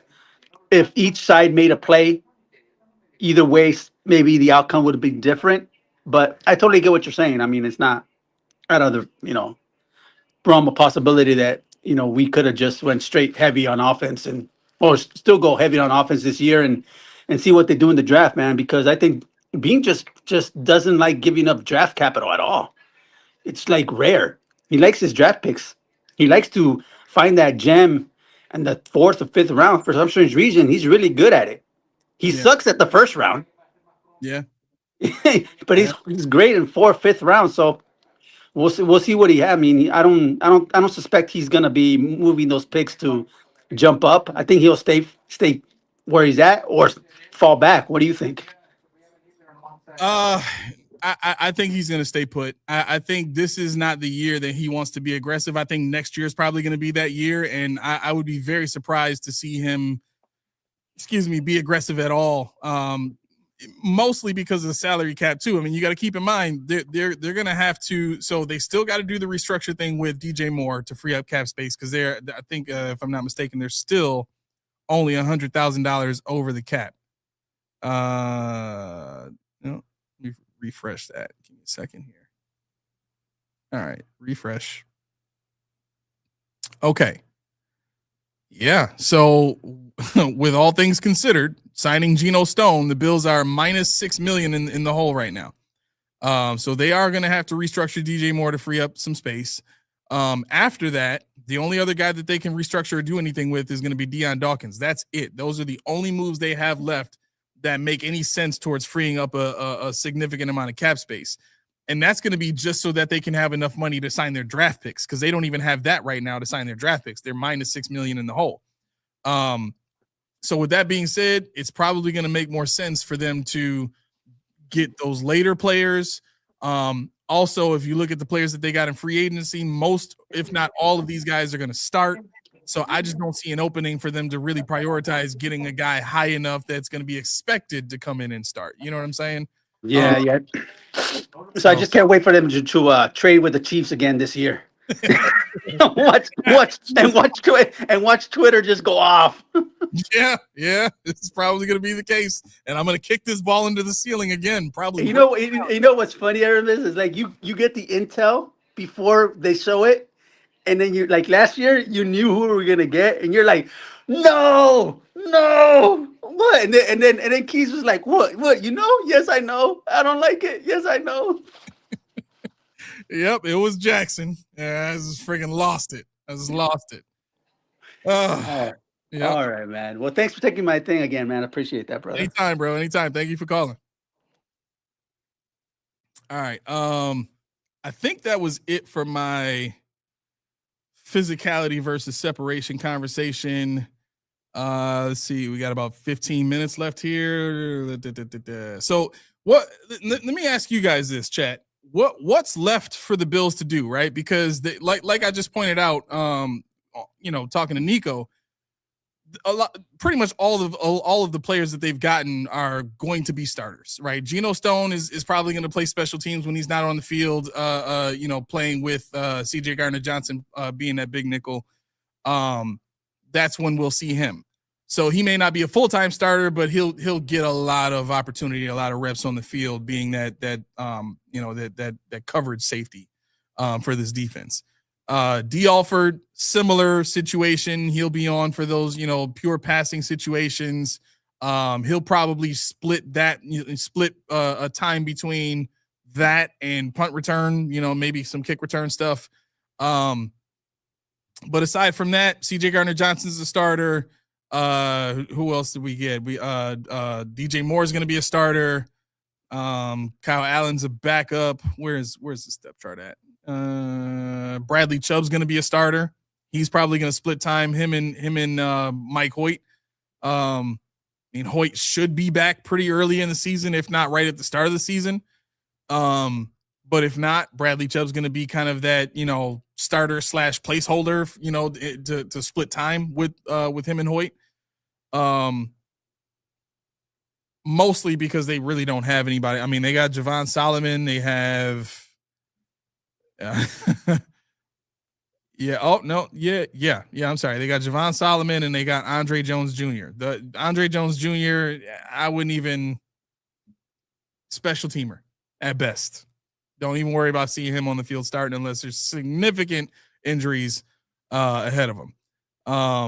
And then opposite those guys, you got Greg Rousseau as a starter with Michael Hoyt backing him up. So right now, it looks like Bradley Chubb's going to be the starter with Javon Solomon behind him. If that's the case, you got all your starters. They have, so right now they have Deion Walker playing the nose. Good luck with that. They got Ed Oliver as a defensive tackle. They got TJ Sanders playing the other end. Fedarian Mathis is going to be the backup to Deion Walker. Man, let me say this. I know some of you are excited about Deion Walker playing the nose. Just be very careful because he does not have the mentality yet. Maybe that can be coached into him, but he didn't come into the NFL with the mentality of a nose tackle. Like you have to want to take on double teams all game long. Right? And if that's going to be his role, I hope he can live up to it because he's got the skill set to do it. He's got the size to do it. He's got the strength to do it. But the way he likes to play is not a nose tackle style of play. So just be careful with that going forward. But yeah, what else is left to do? What else is left to do? Walker is about to be cooked. Yeah, that's what I'm worried about. The second he jumps around a block and allows everything to just funnel down to Dorian Williams and Terrell Bernard. Oh my God. No, please God, no. You know what I mean? We got to do something else. We have to have some kind of answer there. With the cap situation being what it is, I think the restructure with DJ Moore is supposed to free up about 16 million. So that eats up that -6. That leaves you with about 10. That's enough to sign your draft picks. I think we're done. I think we're done in free agency. Unless Tyreek Hill wants to come here for a vet min, or you can get Christian Kirk to come here for, 2, maybe 3 million. And, not all 3 million is guaranteed. Maybe you can do that. But man, it does look, just from a salary cap standpoint, that the Bills are done for the offseason, aside from the draft. Which sucks, because there's still names out there that can help this team. But, again, it's part of the reason why I didn't like a lot of the moves, because you look at the guys they got and you say, well, there's no salary cap left to do more. I think a lot of us would agree that we still don't think this is enough to win a champion. Like, okay, let me ask in the chat. Kirk's, I'm sorry, J-Bud, thank you. Kirk signed for $6 million in San Fran. Thank you. Let me ask you this, chat. Is this enough to win a Super Bowl in your mind? Like, you tell me. I've been talking to you for almost 2 hours now, and I think it's very clear to all of you that I don't think this is enough. And, I want it to be enough. I think there's a possibility it could be enough. but I don't have any evidence to suggest that it would be based on the play level of the players that we brought in. How that's all gonna, amalgamate and work together, that's left to be seen. But if I'm just going based off of the play of the players themselves individually that we're bringing in, and let's just say the ratio is 1-to-1, their performance in, this place is, their performance here. Maybe they get a little bit of a, maybe DJ Moore gets a play bump because he's playing with Josh Allen. Maybe he gets a play bump because of the routes that are being called for him. However you want to do that, it's all, kind of up in the air anyway. None of it is set in stone. But based off of who he's been, you know what you can expect. And to me, it's not enough. You need somebody opposite him. And if that's going to be Keon Coleman or Josh Palmer, that's not enough. But you tell me. You tell me. Daquan keeps trying to put the ball in my court. Stop it, son. Stop it. Oh. All right, I'll answer your question. Fine. Who's better than we are right now? The Eagles with a good coordinator are still better than we are right now. The Rams are better than we are right now. The Seahawks probably still better than we are right now if they can draft a running back. And they kept Shaheed too, so I would consider them to be better than we are as a team overall. Chicago, I think, is a better team than we are. Green Bay, I think, is going to take a step back this season. They lost Dobbs. No, you know what? Because they got Micah Parsons coming back off injury. They usually draft well. They're going to get an offensive line in front of Love. They usually value that. I would say Green Bay is probably on par with the Bills. There's not many teams that are better than the Bills, but the fact still stands. There are teams in the NFL better than the Bills. I don't know how you can look at the way the Bills have played in the playoffs and not think that there aren't teams better than the Bills. That's just unrealistic. If you and here's where I get upset with people who, defend Brandon Beane. I'll just say that. You defend Brandon Beane because you like the players.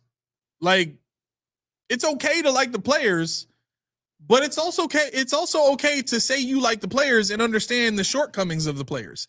For some reason, we've fallen into this culture as Bills fans where if you try to be realistic about a player's limitations, now all of a sudden you're bashing the player. No, okay, what would you say about you? Right? Like, that's the checkmate of it all. You get upset at me for pointing out a player's weak points. What would you say about you? If somebody asked you to critique yourself, are you going to say, well, there ain't nothing wrong with me. I'm straight. I'm perfect. I don't think any of us would jump in front of a camera and say we're perfect and there's nothing wrong. So if we wouldn't even say that about ourselves, then why would we get upset at somebody else for saying that about somebody else? Well, we wouldn't even say we're perfect ourselves, about ourselves. Like, these are the things that we don't think about when we're getting mad at people who criticize the team. It really is just that simple. If you would not say that you are perfect, then don't get mad at me for saying that DJ Moore is not perfect. Don't get mad at me for saying that we need more than DJ Moore. It's just the truth. Laura says, I can't wait for our yearly draft fight. Always a good time arguing with you fine folk. It's going to be great. It really is going to be great. I can't wait to, we had a couple beers on the show last year. I don't know if we're going to get the picks earlier. I mean, I'm going to try. But we'll see how that go. Bodega Cat says, good thing you don't get paid to think for the Buffalo Bills. Well, I mean, maybe if I did, they would have a ring. Steve says, this team is good enough to beat bad teams, fringe teams, and be competitive against good teams, but not enough in terms of elite stars or coaching to beat elite teams. Johnny, what's going on? It says, just get the best edge rusher at 26 or trade back to get a second and third. I agree. I think if there's going to be anything that you do in the first round this season, if you don't trade up, because that's really what I would consider doing. But I think to trade up anywhere near being able to get in like one of the top pass rushers, you'd probably have to give up picks from next season, and I don't think they want to do that. Hold on, Daquan. How many games did Chicago win? 12. How many games did the Bills win? 12. What are we talking about, bro? What are we talking about? The reason I can say they're better is because we're going into year one of a new head coach that's never been a head coach before. Meanwhile, they're going into year two with a head coach that's been the best offensive coordinator in the NFL, not named Andy Reid, for 4 years now running. Even as a head coach, he's still the second best offensive coordinator in the NFL. The proof is in the pudding. So you got that mind with that quarterback. They already had a defense. They got young receivers to develop in Burden and Odunze. They got Colston Loveland. They still got Cole Kmet. I mean, they got dogs on that offense. If you don't like them, that's okay. But again, don't make this about who you like and don't like. Like, you got to base it off of stats. You got to base it off of, pedigree. You got to base it off of something like that. That's how we talk here in this house. You got to base it off of something. Who in the AFC is better than us? Ooh, let's I gotta look. Let me see.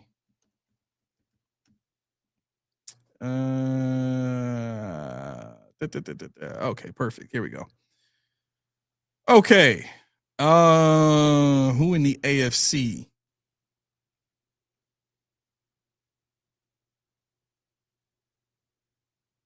Crickets, right?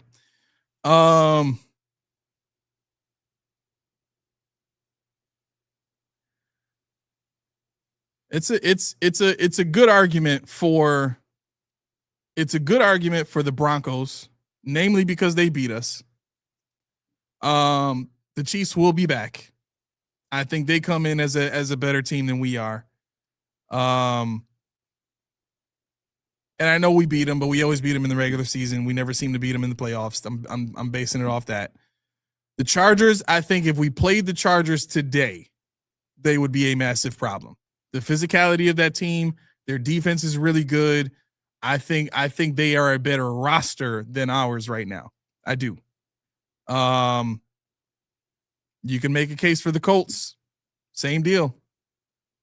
You can make a case for that roster, their offensive line, their running back, the defense, the players they have on that defense. I think the Bengals in neutral weather are a better team. I think they just have a better offense. The crazy thing about the AFC in general is most of these teams either have a great offense and a bad defense, or a great defense and a bad offense, which is crazy. Your more dominant, more balanced teams are in the NFC. It really is shocking how the Bills have not dominated the AFC. The Chiefs have. So, I mean, I don't know. I hope that answers your question. Lynn said the Tennessee Titans. No, definitely not. Yeah, I wanted to say the Ravens too. I just couldn't remember who they had a receiver, but yeah, on paper the Ravens are better. But what on paper? Sure, Ravens on paper were better than last season, but we're better when it counted. Yeah, in the playoffs. Yeah, I mean, catch away from losing that game. Yeah, but okay, J-Ham, I get it. I get it, bro. I get it. Josh Allen himself. Sure. Who else? James Cook. Cool. Who else? Who else? Who else is going to go out there and dominate like James Cook and Josh Allen? Zay Flowers has shown that he can dominate on that team. Isaiah Likely has shown that he could be dominant on that team. Derrick Henry has shown that he could be dominant on that team. I mean, their left tackle is like all world in Ronnie Stanley. That dude is a beast of a left tackle. He's for sure top 3 in the NFL right now. What else? I mean, their defensive players, the safety they got, I'd forget his name, but the 6'4" kid that they got playing safety, beast. The kid that they just drafted, I think they drafted, who they draft? Andrew Makuba on that team. I think it was Makuba. Dog. The linebacker, Roquan Smith. I mean, even the other linebacker that they have, I forget his name. It starts with a T.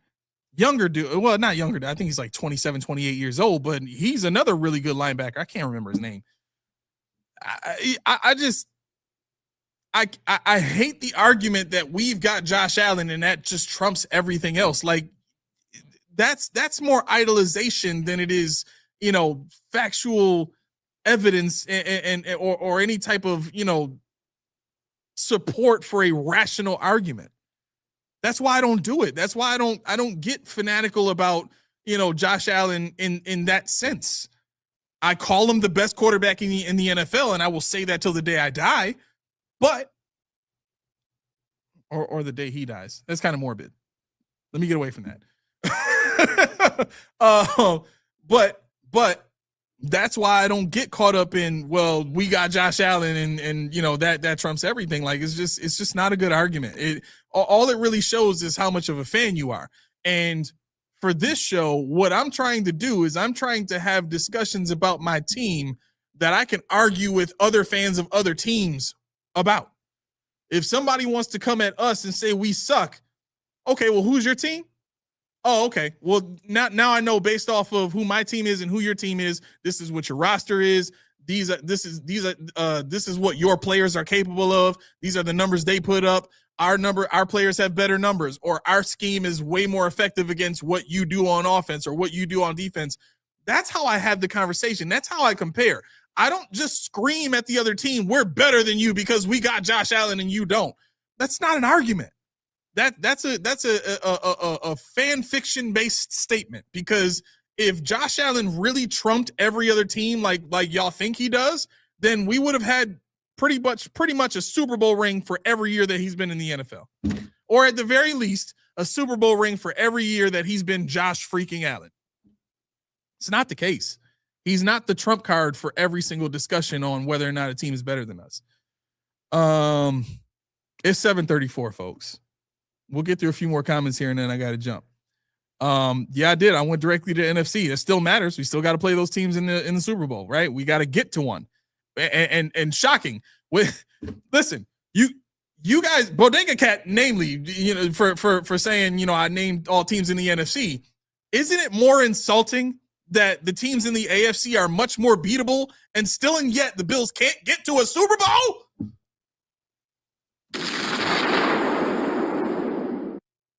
Think about the bomb I just dropped on y'all. Y'all thought y'all was getting me. Think about how I just dropped a bomb on y'all right now.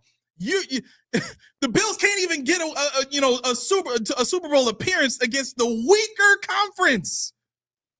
What does that say about us? If we was going through the NFC and going through all these tough teams and not making it, okay, fine. But we've only had two teams with one. Now it's two, Denver and now the Chiefs. It's only been two teams that have been in our way in the playoffs every single year. It's the Chiefs or Denver last year. That's it. You couldn't even get past them. The year you went 4th and 5 and couldn't score on the last possession of the game was the same team that went and got demolished in the Super Bowl. That's the team you couldn't beat? Yeah. How R. Kelly said, y'all killing me, man. I hope I did that good enough.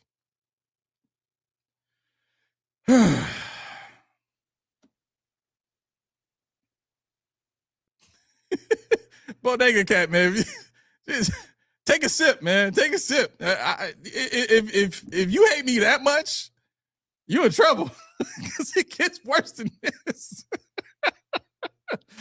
I mean, think about if I was to really just bring emotion into all of this and just start talking about how much I hate the culture and then really, really bang on the Bills for that. Like, oh my gosh. All right.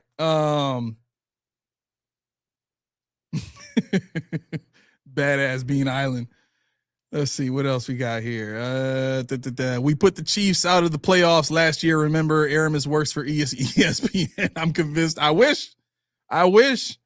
But I mean, listen, just about everybody put the Chiefs out of the playoffs last year. We just made it mathematically impossible for them. But the Chargers win over them, I think, was very jarring for that team. I don't think that they expected to have to contend that strongly within their own division. And then realizing that not just the Broncos were going to give them problems in their own division, but, oh, now the Chargers are beating us. It's a tough spot to be. And you got to keep in mind the injuries and stuff that they dealt with the entire season, the lack of impact from Travis Kelce they had to learn how to deal with, the lack of impact at running back they had to deal with. That's all based off of their drafting, and this is all stuff that was covered up before in previous seasons by the connection between Mahomes and Travis Kelce. That's what kept the engine flowing. So really the fall off of Travis Kelce last year was why they are not great. But we're going to see what Andy Reid can do with a full offseason of game planning, not around the connection between Mahomes and Kelce, but around developing that connection with Rashee Rice and Xavier Worthy and some of these other guys that they're going to get in there. I mean, keep in mind, they still haven't done anything to add, another weapon to that offense. So we'll see what happens. And I mean, from a receiver standpoint, because they got the running back, and you best believe they're going to run that ball. They know how to open up the run. Andy Reid is one of those OCs in the NFL that if he really wants to, he can run whenever he wants. He's that good. He's always been that good in the run. It's been his propensity to try to run a passing game with wide receivers that are not necessarily the most dominant physically, right? That's why I keep bringing up. I would have loved bringing this up in front of Keys, Todd Pinkston and James Thrash, because Donovan McNabb was cooking the league with James Thrash and Todd Pinkston. He just was. And that was under Andy Reid. Okay. Here's why I say Colts and Bengals.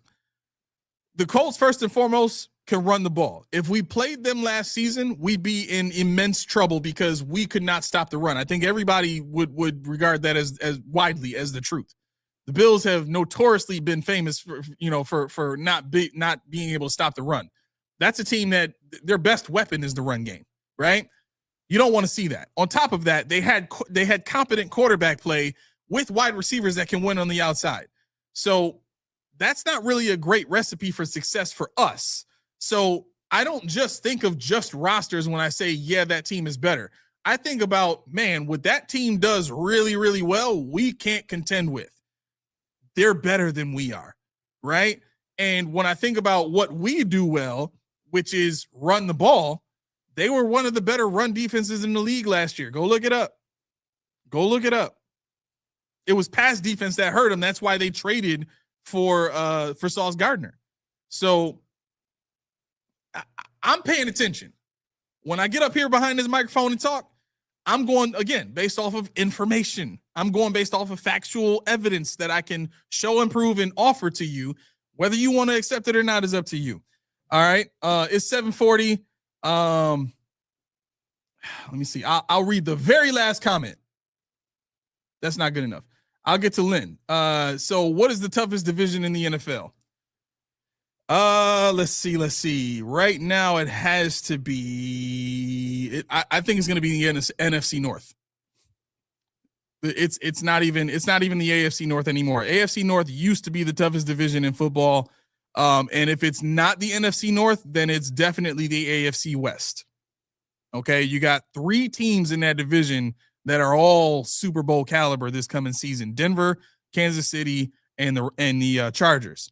In the NFC North, you got the Bears who had 12 wins, the Detroit Lions, who are probably going to have a comeback just based off the talent alone they have. So they'll have double-digit wins this season.